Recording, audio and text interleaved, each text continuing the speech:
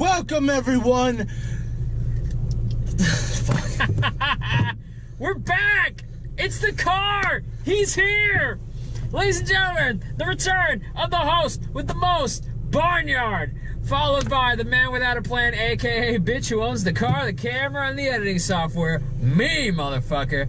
And ladies and gentlemen, and everybody in between and outside, we just got out, well, just is a little bit of a reach, but we got out of Halloween 2018. I'm not even gonna wait. This movie's a fucking blast. I fucking loved it. This movie was quite swell.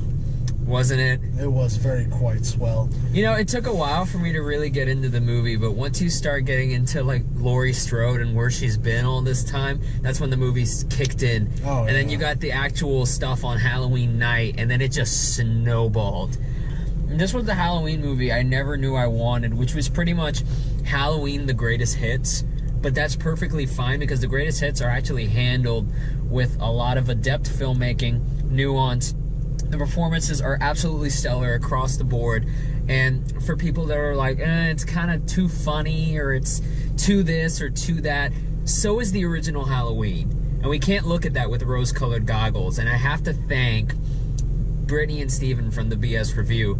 If I weren't following them along on their Halloween retrospective, I might have come into this with my whole Halloween's an esteemed classic, and it was inspired. It was the slasher godfather.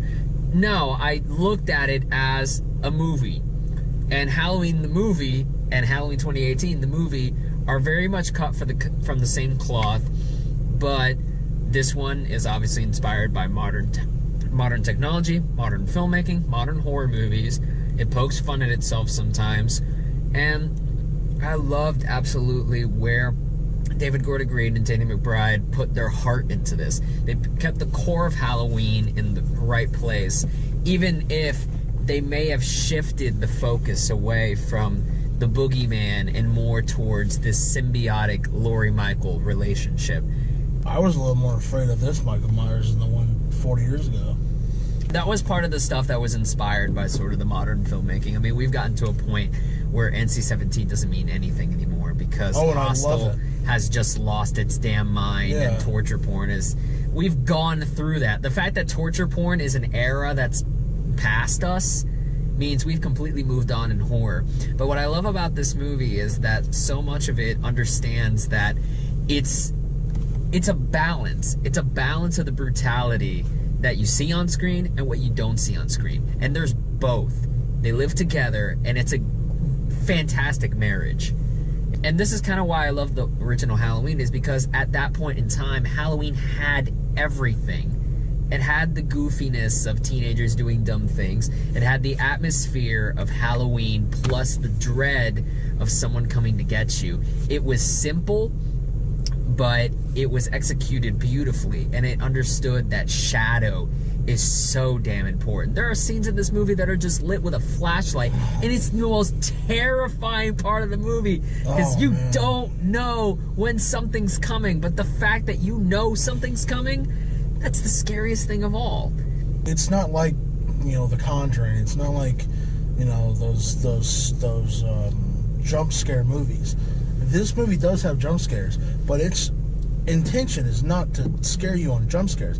It is to fill you with suspense, and it's supposed to create that fear inside of you, not knowing that, I'm about to, something scary is about to pop on the screen, but know that a fucking 7-foot-tall, beefy motherfucker, he was fucking strong, is literally lurking around a corner about to kill this fucking babysitter.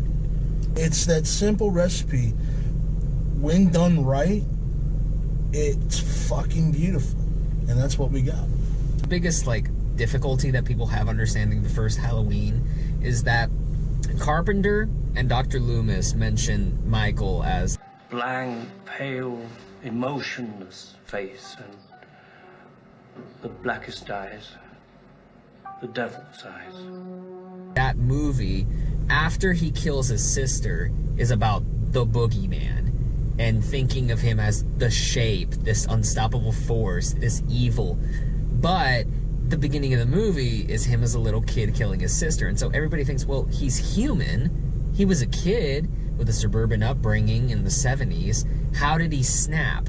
At what point does somebody human turn inhuman? Even Rob Zombie, with all his, with his movie, his hour of trying to explain how Michael Myers became a killer, everybody's trying to figure out what causes somebody who's normal, whose nature is just a normal human being, to just completely snap. This one addressed it too, but I like that this one kept the mystery alive. Yeah. And if you don't keep the mystery alive, then it really never is a Halloween movie. Laurie Strode, as a direct victim of trauma, dealing with this pain that she's never been able to let go. And it's funny, she's been never able to let go of this pain. She hasn't had a satisfying conclusion to her story, and neither has Michael. And this is described by one of the new doctors in the movie too, where... What the fuck was that? Well, we'll talk about talk about stuff later. But that one scene where he's talking about was like, well, this is a trauma, and you can either be strong, you can be weak, you can be anything affected by trauma. And I felt like that was expressed throughout all these three women. And just the way this shit was layered in, and it's not totally spelled out for you. You kind of have to figure it out. It's not that the movie's dumb or distracted by either the horror genre kills or some of the goofy humor. It does understand exactly what it's doing, and it's edited so damn well that every piece ties in together, and every character has a moment. And all those moments make sense. Even the part that you're scoffing at, if you listen to back in the movie, it's completely there. All the evidence is there for you. Yeah. And that's the mark of a great movie. I agree. I'm not disliking it. I know. It caught me out of the blue, to be honest. Do you want to talk about spoilers then? Yeah. Alright, so if you haven't seen the movie and you don't want anything spoiled for you, please scroll to the time code right here. Otherwise, we are going to get deep inside this motherfucker and rip it to shreds. Oh, no, that was inappropriate. The big M. Night Shyamalan twist is that the new Dr. Loomis is also evil, and he's not necessarily studying Michael as he is a disciple of Michael. Was he, though? I thought he was more of... He didn't admire Michael, but he found him fascinating, and he still wanted to learn more about him, but I don't think he was a disciple. Disciple is a little bit too culty, but he very much did want to know what that moment felt like.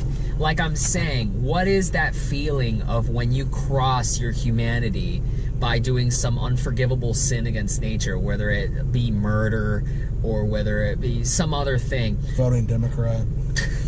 What happens when... The moment where he stabs, what is it, Coach Boone from Remember the Titans? It's not Coach Boone. Coach Boone was Denzel. Denzel. Who's the other one? Will Patton. Will Patton, one of the most underrated character actors, playing Sheriff Hawkins here. Sheriff Hawkins? No, he might have been Deputy Hawkins. Whenever he does stab him, that's an extenuating circumstance. Like, he's driven by emotion at that point, so he finally crosses the line. That's the moment when he puts on the Michael Myers mask. He becomes a monster just like Michael. And you can tell that that guy maybe didn't want to get there. He didn't want to actively get there, but he was close enough that he was just driven to the edge by emotion and by whatever drove Michael. Oh, it was Coach. No. Just look at Yost. Bill Yost. Coach Yost. Well, no wonder we didn't remember him. That's a weird fucking name. That led to one of my favorite scenes in the movie is when he brings Michael into the car. Oh, yeah. Into the cop car with her. I felt like that was a claustrophobia in a way that really serviced this movie. Because so many of this movie is shot in close-ups, and I thought that didn't quite work. Some of the edited sequences at the beginning were like close-up, close-up, close-up, close-up, insert shot of important thing, close-up, close-up, close-up. And when you're in the car next to Michael Myers and you don't know when the fuck he's gonna wake up, I thought that kind of filmmaking served that scene really well. Oh, I agree. Oh man, that was a lot of fun. And that was the moment when my brain went from like, this is a really good movie to like, this is one of my favorite movies of the year. there are a lot of callbacks to the original that work really, really well. Whether it be Laurie, and a lot of role reversals, whether it be Laurie stalking Michael in the closet, Laurie getting thrown off of the top shelf, and then her disappearing. Yeah. There's the Halloween 3 Season of the Witch Silver Shamrock masks. Will Patton finds the dude hung from his neck, the same way that Michael did in the original. This one, he didn't have a magic knife that could stick through an entire body through a wall to keep him up there. Although, to be fair, if you saw Michael the way he is now, I'd buy that he could stab a motherfucker straight through a wall. That dude's scary. I'm talking about the blade, though. It had to be like, that motherfucker's strength defies physics. Yeah. By the way, I've changed my entire outlook on Best Supporting Actor. I want that little black kid to win. God, he was so That dude was so fucking good. Dude, and I fucking leaned over to you, like right after he went up to bed. I was like, I swear to God, if Michael kills this motherfucker, this fucking kid. Because fucking, like I said in the pre-spoilers, this Michael is fucking brutal, dog. His first, like, on-screen kill, I think, is a child. Yes. The on-screen kill, he strangles a child to death. That is baller as fuck. Yeah, it is. Then, of course, you later see the dad with the fucking, like, whoa, fucking, way fucking broken neck. Oh, yeah, looking like something out of the It movie.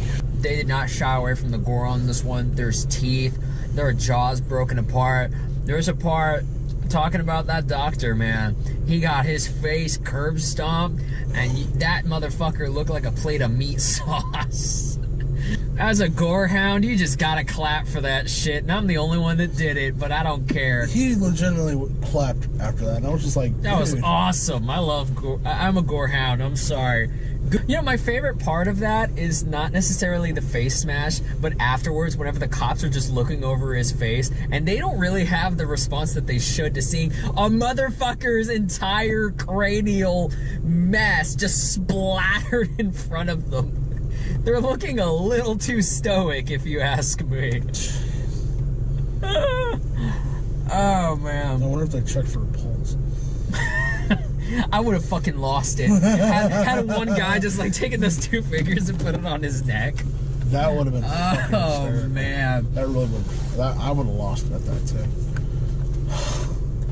I've heard some complaints about the comedy in this one because this was written. What comedy was there? I mean, a lot. The little black kid. Little black a lot kid of was stuff good, with the teenagers. Fatso McGee that gets fucking cannibal holocausted. You remember Fatso McGee that tried to kiss Allison, and then there was that great scene where it was kid. like a Lights Out ripoff. Whenever they had the light showing Michael, and then light away, and then light, and you show him closer, that kind of thing. I saw that in the trailer, and I was like, oh yeah. But then he gets fucking like impaled on the I was the like, little. fuck. He gets cannibal holocausted, and it's fucking great. He just wanted some poontang, man. Yeah, but just because she broke up with her boyfriend doesn't mean she wants you, bitch. I know, and he tried to apologize too, and then I was like, "Oh, this kid's got a really good heart. He just fucked up, and you know he's trying to make it better." No. Yeah, he fucked up. He just should have taken the L, just left it be. Unfortunately, he was too stupid to realize that a dude in a mask like that is not out to be your friend or your therapist. Well, he was also drunk. He probably had like 3 of those knockoff Shiners. That's true. He did. It was not knockoff Shiner. It was not Shiner. Barnard and I have a bet going that the beard that the fat kid wears when he gets impaled, kind of a Holocaust style, I swear to God I saw Shiner Bach on there. He said they're knockoffs, so we put a $5 bet to it. This movie's set in Illinois. Look, man, I saw the geography's way wrong, man. Cool, it's a nitpick for the movie, but the fact is, did you see the Shinerbach can, or did you not see the Shinerbach can? I saw a yellow can. I saw the words Shinerbach on the fucking can. I did not see that. Somebody let us know in the comments section. I loved Laurie Strode's Home Alone house. That was probably my favorite production design of the movie. It reminded me of the house Citizen at the beginning of Scream 3. Oh yeah. But then of course we don't see that movie or see that house for the rest of the movie. Right. And so we're like, oh, that sucks. But you know what's great is whenever Laurie's walking around the house with her shotgun and flashlight, it reminded me of the logo, the Blumhouse logo. Oh, yeah. It looks like she's legit just walking around the Blumhouse house. I'm like, oh, okay, that's where they filmed it. She's got like fences everywhere, big old spotlights. She's got like an arsenal hidden behind cabinets and got this secret bunker underneath like her kitchen island. And it's just some cool like survivalist shit. And Laurie Strode's just a fucking badass in this. And then the dumb cunt had to shoot it through the floor. Laurie's not there, and it makes sense at the end of the movie. Laurie's not there to hide from Michael. Laurie's there to kill Michael. But she has her fucking daughter there, and her granddaughter's on the way. But to be perfectly honest with you, that's not her goal. I know. Well, she apologizes for it at the end. She says, I shouldn't have raised you the way I did. Because if she didn't raise her the way she did, that chick would have been miles away. She would have been in another fucking city.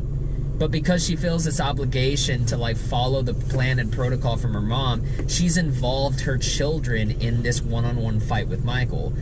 They don't want to kill Michael. They want to defend themselves. They want to protect themselves. Laurie's on the vengeful attack. That's why she shoots a hole in the floor to get a good glimpse at where the motherfucker's at. We didn't need those are some like cheap floorboards, man. Oh, of course. It's a Halloween movie. He's like a 270-pound motherfucker. It's not like you're not gonna know where he is.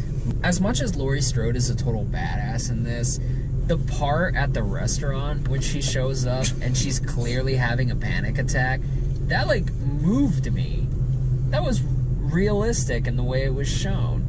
Yeah, she's trying to like drown herself in alcohol to like calm herself down, and she's obviously have a shaky voice, and she's trying not to let because imagine if the person that was like inches away from murdering you came back and you saw them again. That's that panic, that fear that you felt for your life, you know, it just bubbled right up to the surface. Yeah.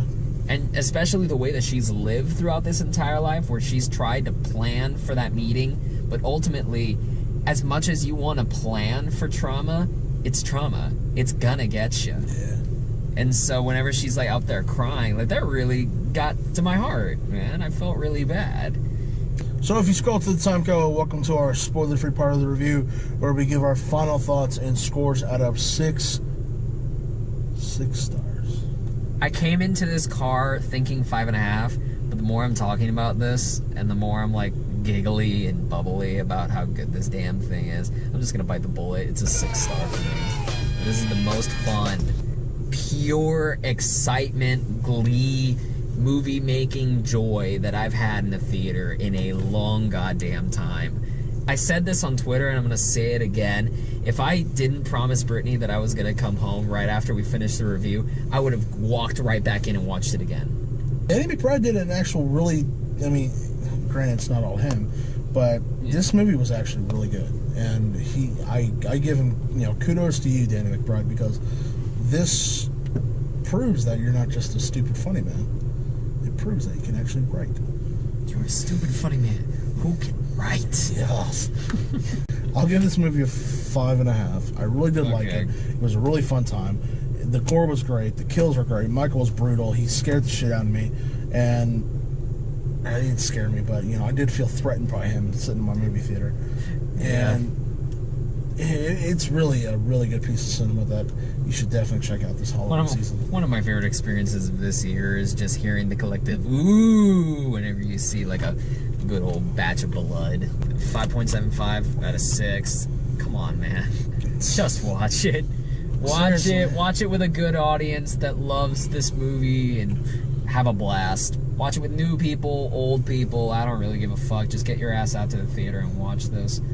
With that, I have been Barnard from HalfKocked, and this has been the man that never has a plan, Daniel.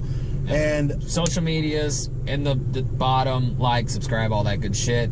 Thank you all very much for watching. I have to make up for what my fucking shitty intro. Okay, then go. I don't know if we have enough time. Go for it.